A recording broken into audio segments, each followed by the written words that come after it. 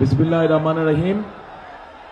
আজকের টাঙ্গাইল জেলা কর্তৃক আয়োজিত আজকের এই নির্বাচনী জনসভার সম্মানিত সভাপতি, মঞ্চে উপস্থিত ধানের শীষের প্রার্থী এবং নেতৃবৃন্দ, আমার সামনে উপস্থিত প্রিয় টাঙ্গাইল জেলাবাসী, আসসালামু আলাইকুম। আসসালামু আলাইকুম। কেমন আছেন আপনারা? আলহামদুলিল্লাহ, আমি আছি মোটামুটি আলহামদুলিল্লাহ। শরীরটা বেশি ভালো না, আছি আলহামদুলিল্লাহ। আচ্ছা প্রিয় ভাই বোনেরা, এই যে আপনারা এখানে হাজার লক্ষ মানুষ আজ যে এখানে একত্রিত হয়েছেন, কেন একত্রিত হয়েছেন?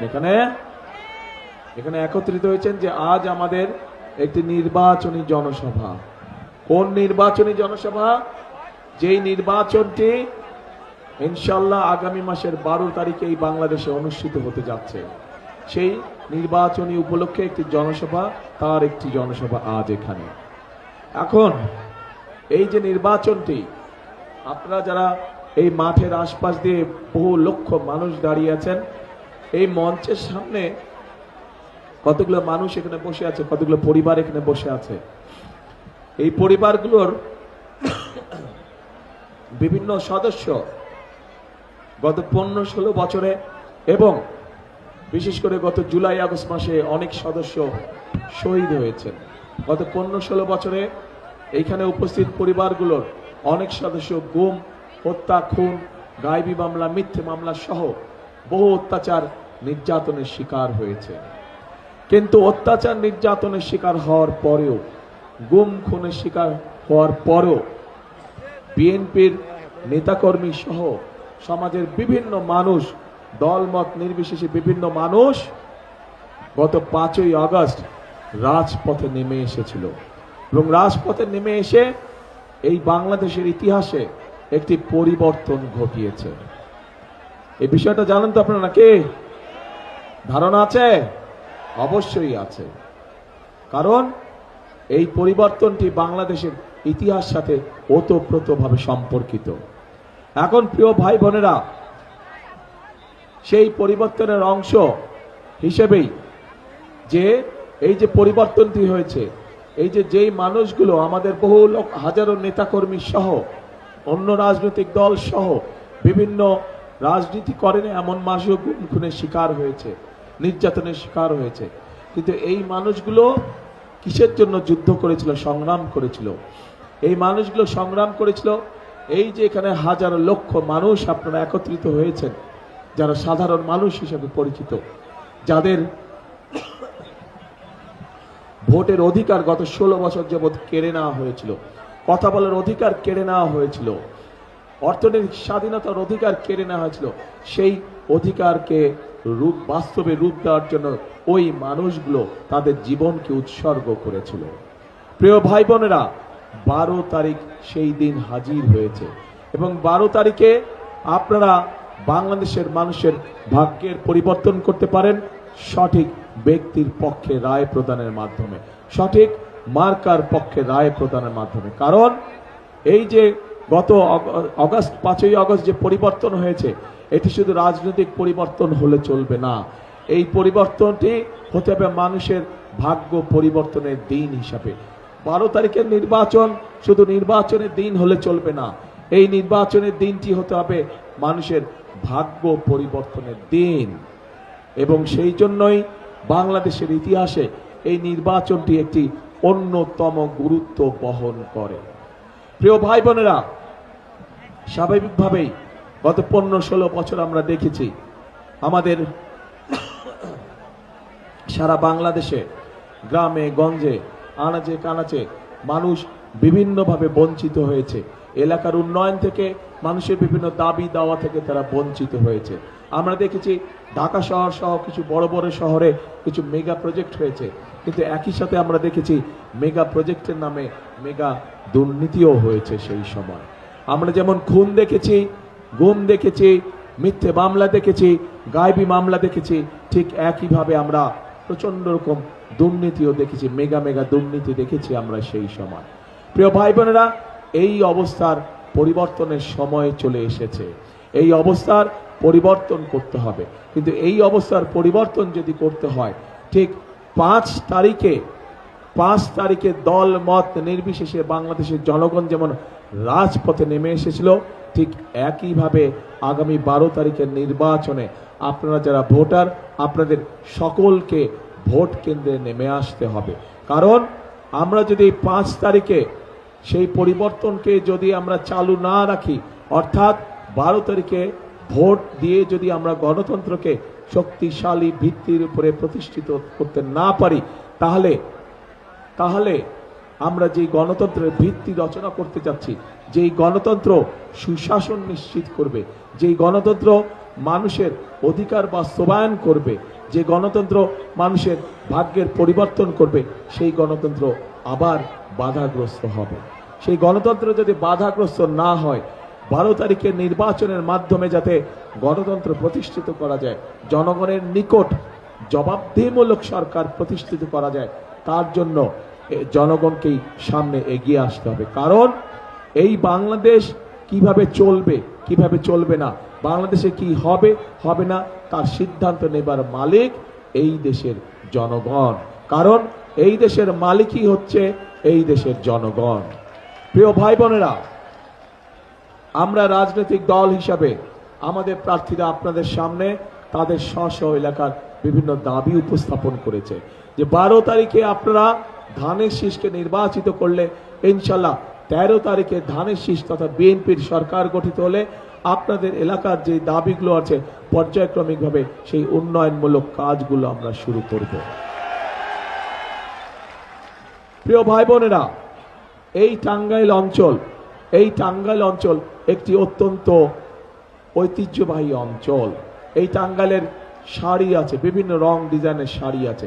এই শাড়িকে আমরা যদি চেষ্টা করি, পরিকল্পিতভাবে আমরা উদ্যোগ গ্রহণ করি, তাহলে বাংলাদেশের গার্মেন্টসের জামা কাপড় যেরকম বিদেশে পাওয়া যায়, এই শাড়িকেও আমরা একইভাবে বিদেশে রপ্তানি করতে পারবো। প্রিয় ভাই বোনেরা, এই টাঙ্গাইল থেকে টুপি পৃথিবীর বিভিন্ন দেশে যায়। যে নামাজ পড়ি, যে আমরা নামাজ পড়ার সময় যে টুপি, এই টুপি এই টাঙ্গাইলে তৈরি হয় এবং এই টুপি পৃথিবীর বিভিন্ন দেশে যায়। আমরা যদি উদ্যোগ গ্রহণ করি, এই টুপিতে যারা কাজ করে আরো বহু সংখ্যক মানুষ এখানে কর্মসংস্থানের ব্যবস্থা করতে পারবো। অর্থাৎ টাঙ্গাইলকে আমরা পরিকল্পিতভাবে, একটু আগে টুকু যেই কথা বললো, টাঙ্গাইলকে পরিকল্পিতভাবে আমরা পর্যায়ক্রমিকভাবে শিল্পের শহরে পরিণত করতে পারবো। পাশেই রয়েছে আমাদের যমুনা নদী, কাজে আমরা সেই যমুনা নদী যদি বাঁধ নির্মাণ করতে পারি এবং সেখানকার মাধ্যমে যদি আমরা এই মাল আনা নেওয়া করতে পারি একইভাবে, তাহলে স্বাভাবিকভাবে কম খরচে এখানে যারা মিল কারখানা স্থাপন করবে তারা তাদের জিনিসপত্র সেই নদীপথে আনা নেওয়া করতে সক্ষম হবে। প্রিয় ভাই বোনেরা, আমি বরাবরই বলে থাকি যে বাংলাদেশের প্রত্যেকটি অঞ্চলের নিজস্ব একটি বৈশিষ্ট্য রয়েছে। এই বৈশিষ্ট্যগুলোকে যদি আমরা সামনে নিয়ে আসতে পারি, এই বৈশিষ্ট্যগুলো শত শত বছর ধরে টিকে আছে। কাজে এই বৈশিষ্ট্যগুলোকে যদি সঠিক পরিকল্পনার মধ্যে আমরা তুলে ধরতে পারি, তাহলে এই বৈশিষ্ট্যগুলোর উপরে ভিত্তি করে আমরা প্রত্যেকটি এলাকার পরিবর্তন ঘটাতে সক্ষম হব এবং এই এলাকার পরিবর্তন, এই পরিবর্তনগুলি ঘটাতে সক্ষম হলেই মানুষের, ওই এলাকার মানুষের ভাগ্যের পরিবর্তন ঘটানো সম্ভব হবে। প্রিয় ভাই বোনেরা, এই এলাকার আনারস, প্রচুর আনারস হয় এই এলাকায়, আপনাদের এলাকায়। এই আনারসকে কিভাবে আমরা বিভিন্ন জুস থেকে শুরু করে বিভিন্ন বিষয়ে রূপান্তর করে আমরা কিভাবে বিদেশে রপ্তানি করতে পারি, সেই বিষয়ে আমাদের পরিকল্পনা আছে। প্রিয় ভাই বোনেরা, নতুন করে এই অঞ্চলে একটি ফসল উৎপাদিত হওয়া শুরু করেছে, অর্থাৎ সম্ভাবনা দেখা দিয়েছে। কি সেটি পাট শিল্প। পাট শিল্পের এখানে নতুন করে সম্ভাবনা দেখা দিয়েছে। এই পাট শিল্পকে ঘিরেও আমরা এখানে অনেক ধরনের মিল কলকারখানা তৈরি করতে পারবো, যেগুলোর মাধ্যমে আমরা বহু মানুষের কর্মসংস্থানের ব্যবস্থা করতে পারবো। দরকার শুধু আমাদের পরিকল্পনা, দরকার শুধু সঠিক মানুষকে সঠিক জায়গায় নিয়োগ প্রদান করা। প্রিয় ভাই বোনেরা, কাজেই আমরা যদি সকলে মিলে কাজ করি, সকলে মিলে যদি পরিকল্পনা গ্রহণ করি, ইনশাআল্লাহ তাহলে অবশ্যই শুধু টাঙ্গাইল নয়, আমাদের সারা বাংলাদেশে আমরা আমাদের কাঙ্ক্ষিত পরিবর্তন আনতে সক্ষম হব। কিন্তু এই পরিবর্তন যদি আনতে হয় তাহলে অবশ্যই এই দেশের মালিক যারা, মালিক কারা এই দেশে বলেন তো? জনগণ। কাজে এই দেশের মালিককে আমাদের সাথে থাকতে হবে, কারণ মালিক ছাড়া তো কোনো কাজ করা যাবে না। মালিক ছাড়া কোনো কাজ করা যায়? মালিক ছাড়া কোনো কাজ করা যায় না। কাজে এই দেশের মালিক আপনারা যদি বিএনপির পাশে থাকেন, এই দেশের মালিক জনগণ আপনারা যদি বিএনপিকে সমর্থন দেন, এই দেশের মালিক জনগণ আপনারা যদি বিএনপিকে সামনে এগিয়ে দেন, তাহলে ইনশাল্লাহ বিএনপি ধীরে ধীরে এই দেশের মানুষের ভাগ্যের পরিবর্তন ঘটাতে সক্ষম হবে। প্রিয় ভাই বোনেরা, কাজেই আজ আমাদের সামনে সময় এসেছে, আমাদের সামনে আজকে সময় এসেছে। আমরা আন্দোলন করেছি, আমরা সংগ্রাম করেছি, আমরা অত্যাচার নির্যাতন শুরু করেছি, আমরা আমাদের বহু সহকর্মীকে আমাদের মধ্যে থেকে হারিয়েছি। এখন আমাদেরকে গঠন করতে হবে আমাদের দেশ, পুনর্গঠন করতে হবে আমাদেরকে আমাদের বাংলাদেশ। কারণ এই বাংলাদেশকে যদি আমরা পুনর্গঠন করতে না পারি তাহলে সবচেয়ে বেশি ক্ষতিগ্রস্ত হবে এই বাংলাদেশের মানুষ। কাজেই বাংলাদেশের মানুষের ভাগ্যের পরিবর্তন করতে হলে অবশ্যই এই দেশের আমাদেরকে কঠোর পরিশ্রম করতে হবে, এবং এই পরিশ্রম করতে হবে আমাদেরকে ঐক্যবদ্ধভাবে। তাহলেই একমাত্র আমরা মানুষের ভাগ্যের পরিবর্তন করতে পারবো, দেশের ভাগ্যের পরিবর্তনের সাথে সাথে। প্রিয় ভাই বোনরা, আপনারা যদি নিজেরাও চিন্তা করে দেখেন, এর আগেও যতবার বিএনপি দেশ পরিচালনার দায়িত্বে ছিল ততবারই কোনো না কোনো ভাবে বিভিন্ন এলাকায় উন্নয়নমূলক কর্মকাণ্ড গঠিত হয়েছে। আপনাদের এলাকার হাসপাতালগুলোতে কাজ শুরু হয়েছিল, আপনাদের স্কুল কলেজগুলোকে মেরামত করা হয়েছিল, নতুন স্কুল কলেজ তৈরি হয়েছিল, গ্রামে গঞ্জে রাস্তাঘাট তৈরি করা হয়েছিল। কাজেই প্রিয় ভাইরা, আমাদের যদি সেই রাজনীতির ধারা আবার চালু করতে হয়, একই সাথে যদি নতুন পরিকল্পনার মাধ্যমে এলাকা এবং এলাকার মানুষের ভাগ্যের পরিবর্তন করতে হয়, তাহলে আমরা যেরকম আমাদের পরিকল্পনার কথা আপনাদের সামনে তুলে ধরেছি, আপনাদেরকেও তাহলে একই রকমের পরিকল্পনা গ্রহণ করতে হবে। এবার আমি আপনাদের কাছে জানতে চাইব,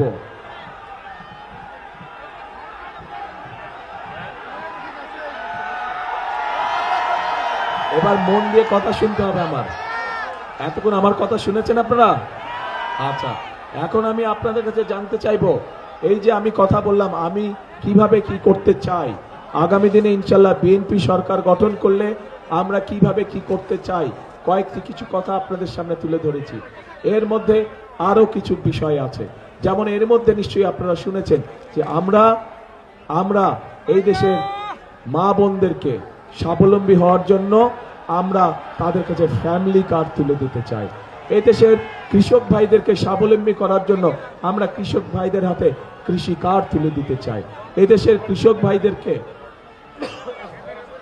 সহযোগিতা করার জন্য এই মুহূর্তে 10,000 টাকা পর্যন্ত যাদের কৃষি লোন আছে, ইনশাল্লাহ 13 তারিখে বিএনপি সরকার গঠন করলে 10,000 টাকা পর্যন্ত কৃষি লোন আমরা সুদ সহ মওকুফ করে দিতে চাই। আমরা শুধু এই কাজগুলো নয়, এই কাজগুলোর পাশাপাশি আমরা মানুষের ঘরে ঘরে, বিশেষ করে মা বোন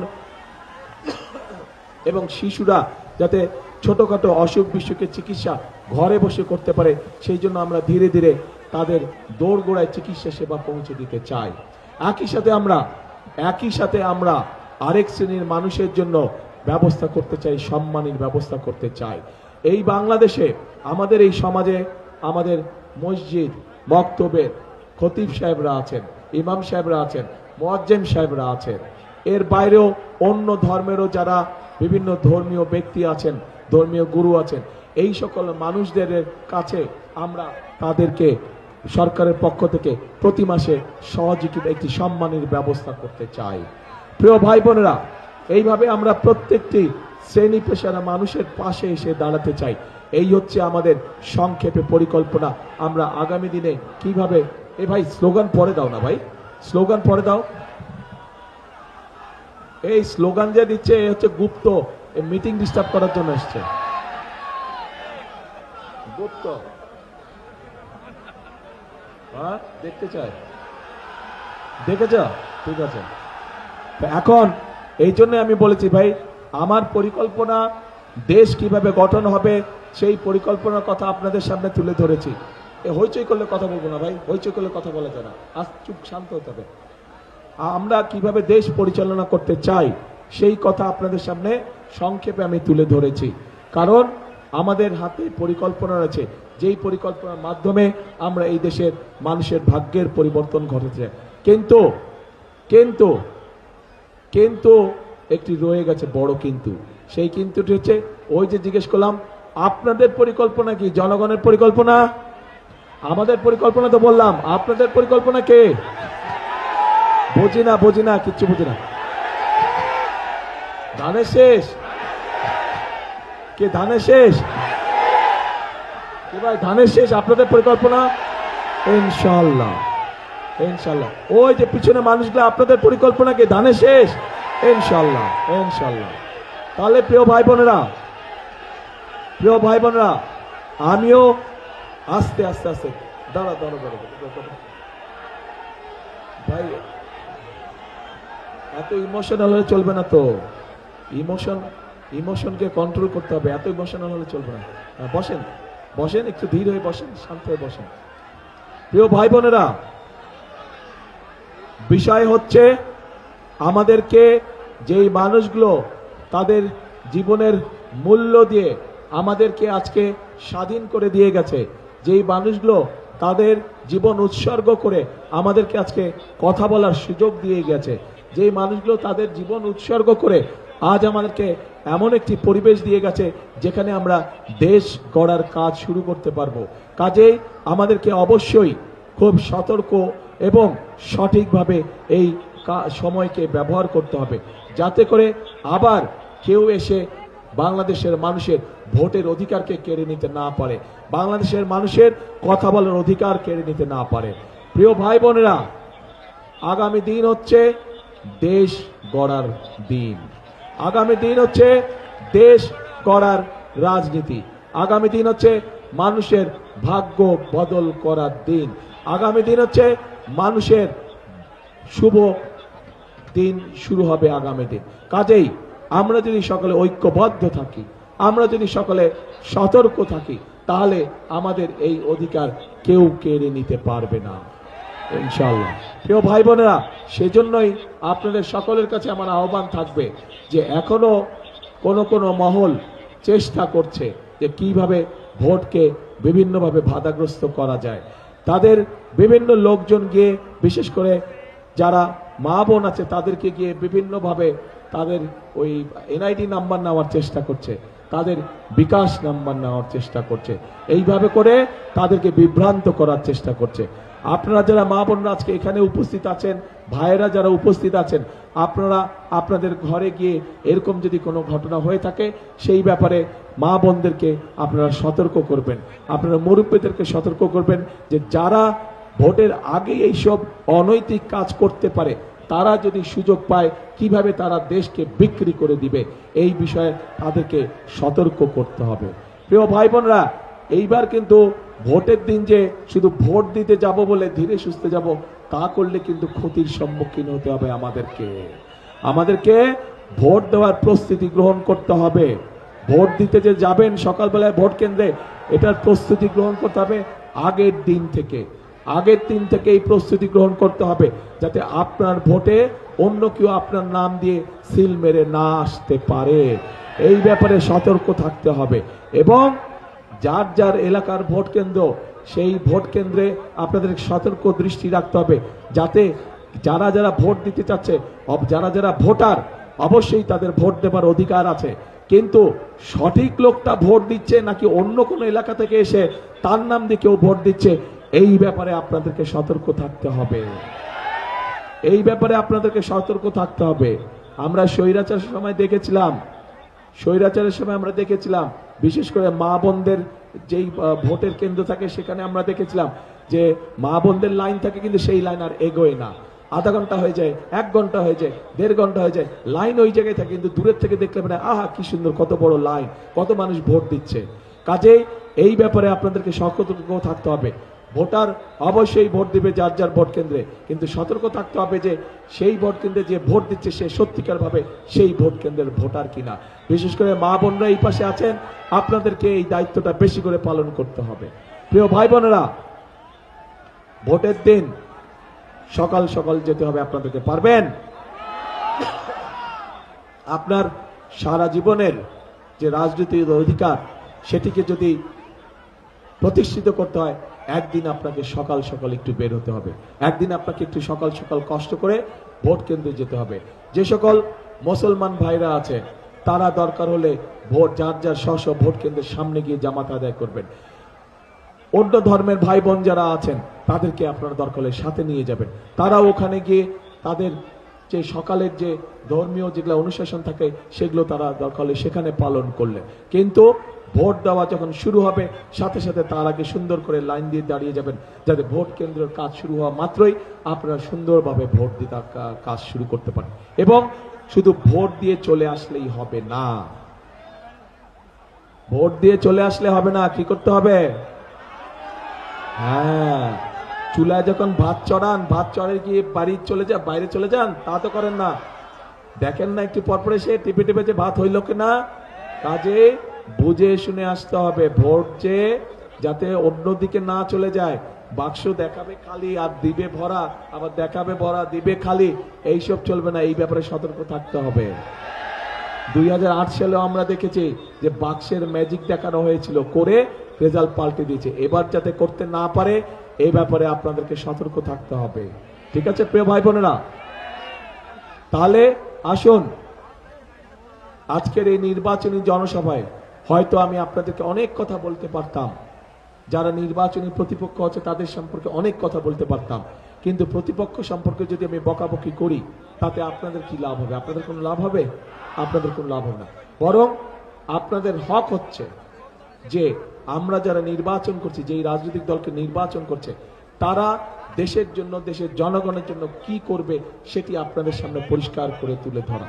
একটি রাজনৈতিক দলের এটাই হচ্ছে কাজ, যে জনগণের জন্য তারা আগামী দিনে সুযোগ পেলে, আগামী দিনে সেই সময় পেলে তারা কি কি কাজ করবে সেটাই তুলে ধরা। প্রিয় ভাই বোনেরা, আজকে আমি আপনাদের সামনে সেই কথাগুলি সংক্ষেপে তুলে ধরার চেষ্টা করেছি। পরিকল্পনা সব আপনাদের সামনে, বাস্তবায়নের শক্তিও সব আপনাদের সামনে। অর্থাৎ আপনারা ধানের শীষকে বিজয় করলে 12 তারিখে, 13 তারিখ থেকে ইনশাল্লাহ বিএনপি বা ধানের শীষ দেশের মানুষের ভাগ্য পরিবর্তনের জন্য যে পরিকল্পনাগুলো করে রেখেছে সেগুলোর কাজ ইনশাল্লাহ আমরা 13 তারিখ থেকে শুরু করব। প্রিয় ভাই বোনরা, বক্তব্য শেষ করে দিব। বক্তব্য শেষ করার আগে একটি কথা দিয়ে আমি শেষ করতে চাই, যে কথাটা আমি সব সময় সব জায়গায় বলে থাকি। সেই কথাটি হচ্ছে, আমরা সবসময় শহীদ জিয়া বিশ্বাস করতেন, দেশনেত্রী খালেদা জিয়া বিশ্বাস করতেন, আমিও একই কথা বিশ্বাস করি। সেই কথাটি হচ্ছে দেশ এবং জনগণকে নিয়ে, কারণ এই দেশই আমাদের শেষ ঠিকানা, এই দেশই আমাদের প্রথম ঠিকানা। সেজন্য এই কথাটি বলি, করব কাজ, করব কাজ, কি ভাই, করব কাজ, করব দেশ। সবার আগে কি ভাই, ওই যে পিছনে সবার আগে বাংলাদেশ। এই দেশ কারো কোনো একটি দলের না, এই দেশ কারো ব্যক্তিগত না, এই দেশ, এই দেশের লক্ষ কোটি মানুষের দেশ। এটা এই দেশের মানুষ, এই দেশের মালিক, এই দেশের কোটি জনগণ। কাজেই সবার আগে বাংলাদেশ। আসুন, আমাদের আগামী দিনের রাজনীতি হবে মানুষের ভাগ্য পরিবর্তনের রাজনীতি, আগামী দিনের রাজনীতি হবে দেশের উন্নয়নের রাজনীতি। আল্লাহ হাফেজ। বাংলাদেশ জিন্দাবাদ, বাংলাদেশ জাতীয়তাবাদী দল জিন্দাবাদ।